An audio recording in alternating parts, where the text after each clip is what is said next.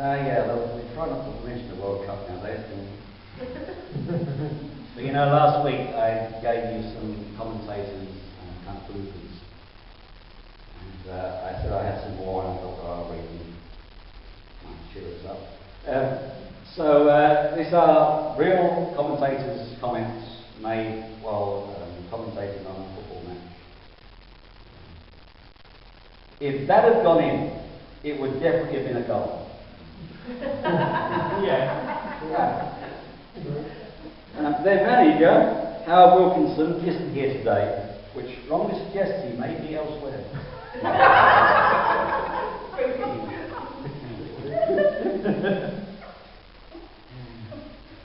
There's another great one. I'm a firm believer that if one team scores a goal, the other needs to score two to win. He's a good believer in that.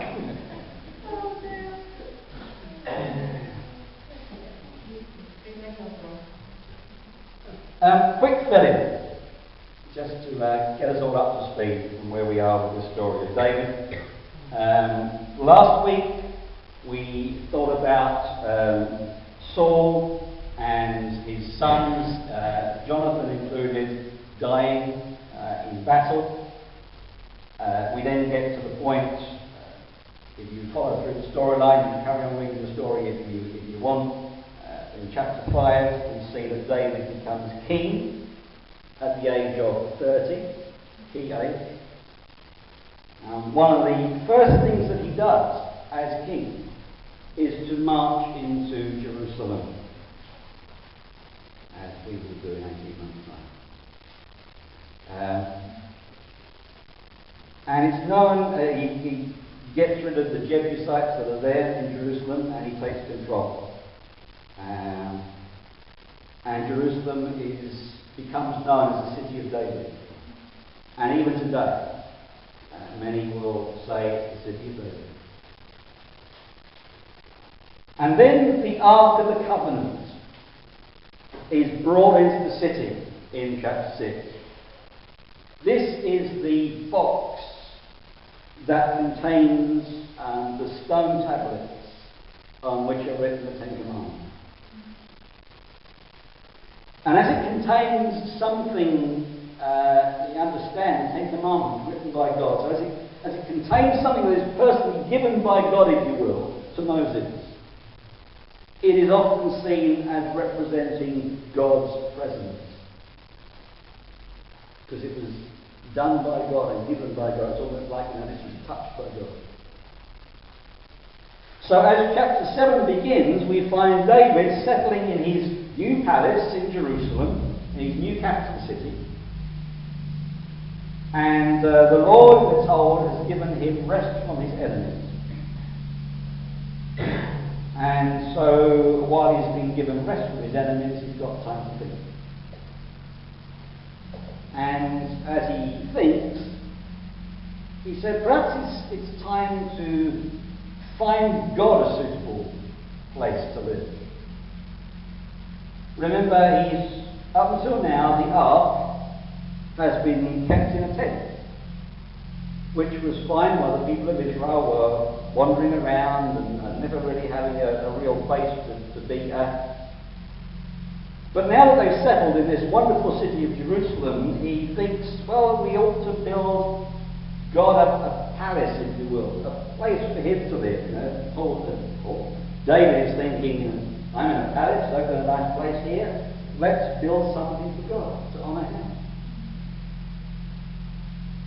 And so he calls to his spiritual advisor, Nathan the prophet, and says, let me just run this by you. What do you think?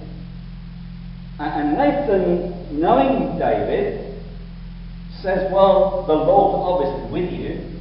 I mean, all this history that you have, David, from when you're a little guy, the Lord's obviously with you. If you think that's what the Lord wants, then do it.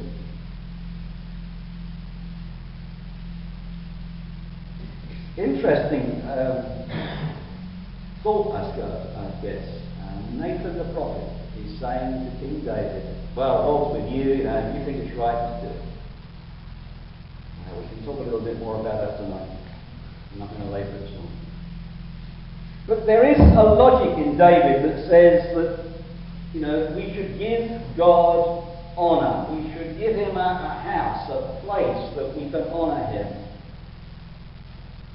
And it should be as good as David's palace, if not better.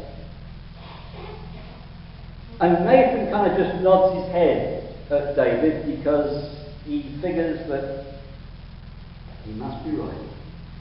He's won all these battles for the Lord, got him into Jerusalem, he must be right. So Nathan gets a shock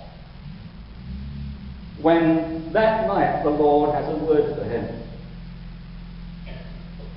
And he says that he doesn't want David to build him a house at this point in history.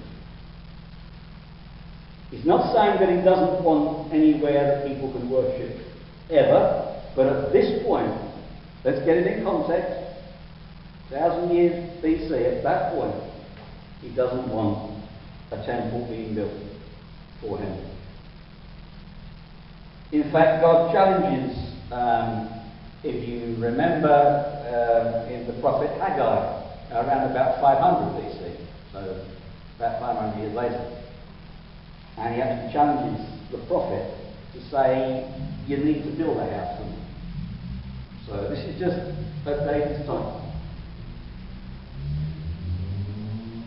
But God says to Nathaniel the prophet, David, you're not the one. You're not the one to build me a house to dwell in.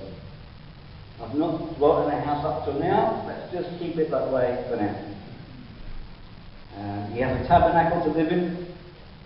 And it's a tabernacle that, of course, God instructed Moses to build. And at this point, it seems God doesn't want to be tied down to a building. He doesn't want to become kind of domesticated, if you will. He's happy to be able to still move around amongst the people, particularly as there are people that are just kind of coming together under David now. He's the living God. And we can't just tie him down to something. What's more, David seems to have it back to front. He's in danger of forgetting the nature of their relationship, God and David. David is where he is today at this point because God has taken him from being that little shepherd boy to now becoming the king of Israel. And God is the one that brought him to this place and gave peace in that time. And what's more, God isn't finished with him yet. Not only is God planning to give him a rest from his enemies at this point, but he says in verse 9, and if you want to have a flick down to that, verse 9, I will make you a great name, like the names of the greatest men on earth. Which of course he did. I said even today, people see Jerusalem as the city of David, and as the King David Hotel, and the King David Streets. Did you notice how God turns this around? You have a look in this passage. And therefore, verse 11 has the Lord saying, I will build your house. It starts off by David thinking, I will build a house for God. And here is God saying in verse 11, I will build your house. And from your family will come others to succeed you. And again, start to think about this, what you know of history, if you do know much about history. Who is being spoken about here? I will build your house, kind of your family, says God to David, and from your family will come others to succeed you. He says, I will rise up your offspring to succeed you, your own flesh and blood, and I will establish his kingdom. He is the one who will build a house for my name, and I will establish the thrones of his kingdom forever. And the obvious, if you like, answer is you're thinking about Solomon, David's son. because he became king after David. You know, the wisest man who ever lived, Solomon. And Solomon was the king who then built this amazing temple to God. And he kind of took David's vision, if you will, and got someone to design it, and then he raised the money to build it, and he enlisted the aids of his allies to provide timber. It's just some of the figures very quickly. Conscripted 30,000 labourers from Israel to go and cut the timber. He had 70,000 carriers. He had 80,000 stone cutters, as well as 3,300 foremen to supervise the work of the temple. It was a big job. A massive undertaking. And it was a building to honour God. So I was kind of thinking this through during the week, and I was thinking, who is building this church of Jesus Christ? And you may say, well, God is. And it was the Lord who said himself, I will build my church. We've got to be careful when we kind of talk about us doing the building of God's church. That's the Lord himself that does the building. But he uses living stones, doesn't he? He uses living stones. That's you and me. To bring his church together. And Highfield is built, we're not talking about the bricks, we're talking about us. Highfield is built of living stones to honour the Lord. And to honour God at Highfield, we need to give him the best. The best. And you see, so many people that go to church kind of see it as a bit of a pastime. You know, I'll go to church, I'll be with church when I can. I'll give to it when I can afford it. I'll spend time when I've got a little bit of time to spare. And with that kind of attitude, is that honouring to God? Is that really going to build his church with living stones?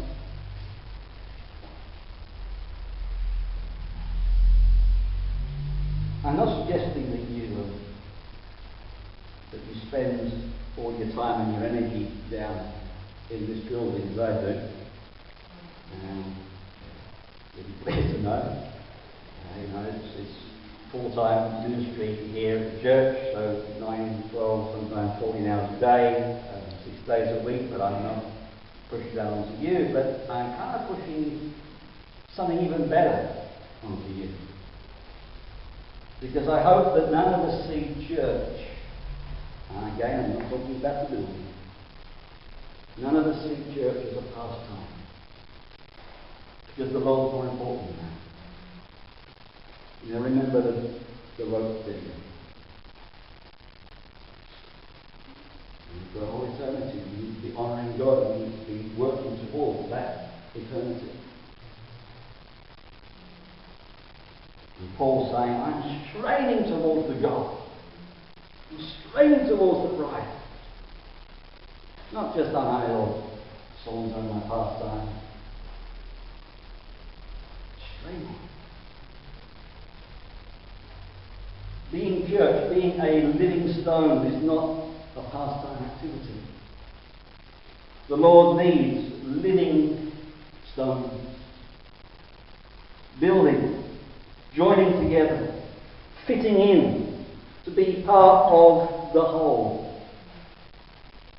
And what's needed today is for a church that therefore honours God in the community. So, let me just go back to the storyline. Kind of Solomon comes to mind when we look at this passage. But if you read and you reread and you keep following through, I think you will get an understanding that Nathan is getting a word from the Lord and seems to be actually pointing towards Jesus. Because, of course, Jesus was born in Bethlehem of David's line, a shoot from Jesse. And he was a king. He is a king. The king. And God said through Nathan, I will establish the throne of his kingdom forever. So he's not talking about Solomon, because his kingdom wasn't forever. I mean, it may be the kind of this, prophetic talking where you're going to see something in the foreground, something in the background, and kind of blending to some degree. You get the picture. Jesus is our King. Jesus is our King.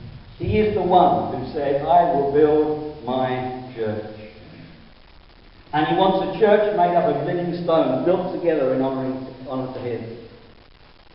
So how do we at Highfield become a church that stands honouring King Jesus? Well, I was thinking about that, and some of us like lists.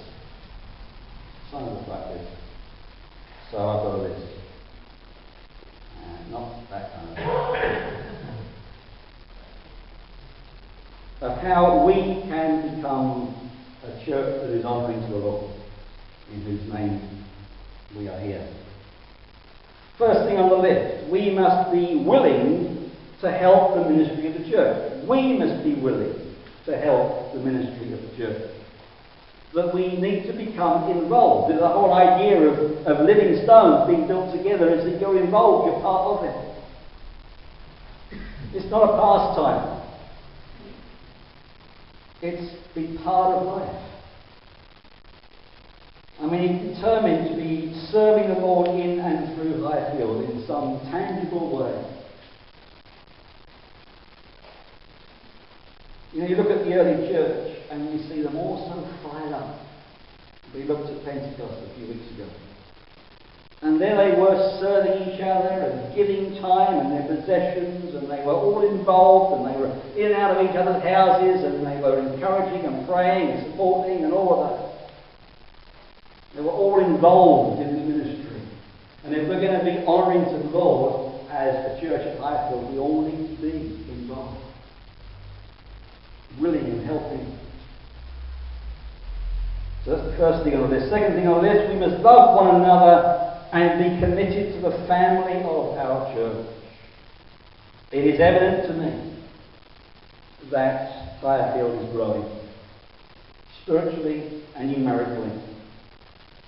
And it's important that we continue to grow together. And I'm aware, very aware as minister in the last couple of months, that there have been considerable increases in pastoral issues to deal with. And that's going to happen in a church that grows. Because the enemy will try and get into people's lives. And we need to be committed as a family of our church, to the family of our church growth. I mean, how many of you here would like to be part of a great church? Oh dear. I'm already there.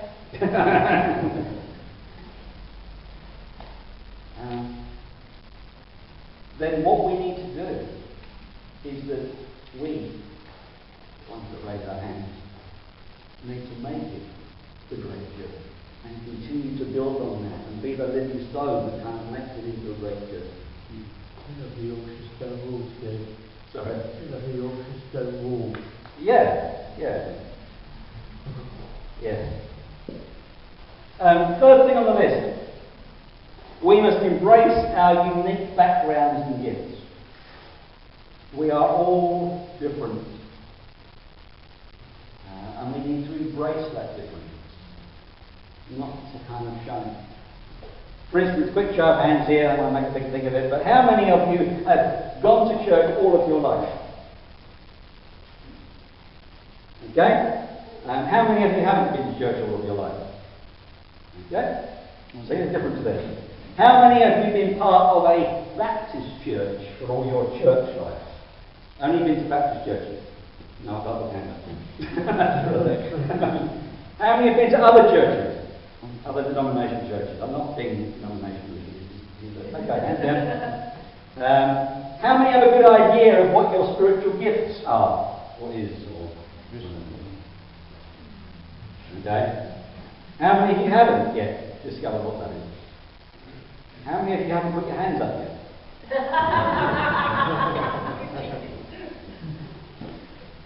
We are all different, thankfully. And God wants to use that difference, that experience, that background, that gifting, to build Highfield together, to be a living stone. Okay, a couple more questions. Just to remind us, we're asking, what can we do for Highfield to become a church that stands in honour of King Jesus? Willing to minister, love one another, be committed to the family, and we must embrace our uniqueness. Fourth thing on the list, 2 more to go. We must encourage one another in ministry. Paul encouraged those who helped him. And we all need that encouragement. Whether it's in our prayer times, hour of prayer on Tuesday, another time, or whether it's just getting alongside someone and kind of supporting them, saying, I just want to help you in this, I want to get you through this.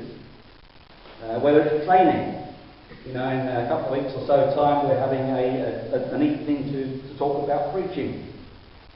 And, I think even from what's been said, thinking about the preaching session, there's others that want to do other things as well in the church, and perhaps you ought to do training sessions for that as well. But it's important that we train each other and help each other, get alongside each other. Highfield needs to be a church where all the people are willing to kind of make it happen and say, I want to be part. I want to be a living stone. I want to be joined together with the rest of Highfield and make something fantastic. And I hope you've got in your diary the church weekend on October the 4th and the 5th. Please don't say, I cannot come because I'm talking to cows and right out or whatever. And please do make every effort to come that weekend on the 4th and the 5th, put it in your diary, so that we can encourage and strengthen each other. Fifthly, last one, we must realise that we are all part of the ministry of this church. It's not a solo thing. It's not just an individual thing. It's not about me or you as individuals. If real ministry is going to happen, if people's needs are really going to be met in our community and around us, if we're going to reach out with the gospel and touch people's lives with the Lord, if our church is going to be healthy and vibrant and on the move, it's going to happen not because I or 1 or 2 other people who perhaps seem to be more devoted than others get on with ministry. We all need to be involved in it. Last week, we won't talk about England, but last week Spain lost one of their matches. They were, one of the favourites, weren't they? And it was interesting. I'm not a great football fan, but it was interesting in one little report that I saw, and they were asking some of the Spanish fans why their team lost. And one, I think it was a lady who said, they didn't play as a didn't play as a team. Team Highfield. For us, it's not about winning some cup in the world. It's about playing for the King of Kings and winning, straining towards the prize for the sake of His kingdom, not us, His kingdom. His manager. He is the one that should get the glory. He's the one that we should be serving. And we should be those living stones that are being built together in honour of our King of Kings and the Lord of Lords. Will you stand with me for prayer, and then we're going to sing our closing song.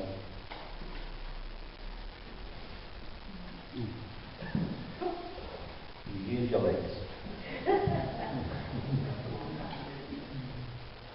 Let's bow in prayer for a moment. We think about David, King David. And he wanted to honour you, Lord. And he was so desperate to just do the best for you that he got it wrong, and he got it wrong several times. But we do love David's heart. because he wanted to be out and out to you and honour you and lift up your name and give you the glory. Lord, give us a heart like that. Let us be willing to stand up for you this week, this month. Let us not be pastime Christians, but fully devoted to you, Lord. Let us be ready to be those living stones committed to building up your church here at Highfield, being part of the brickwork as we join together, as we stand together, as we serve together, as we worship together. And Lord, let us point others to the Lord Jesus Christ, wherever we are, whatever we do. And Lord, we declare today, we are on the Lord's side. Saviour God, we are yours. Let's sing those words in our final song then.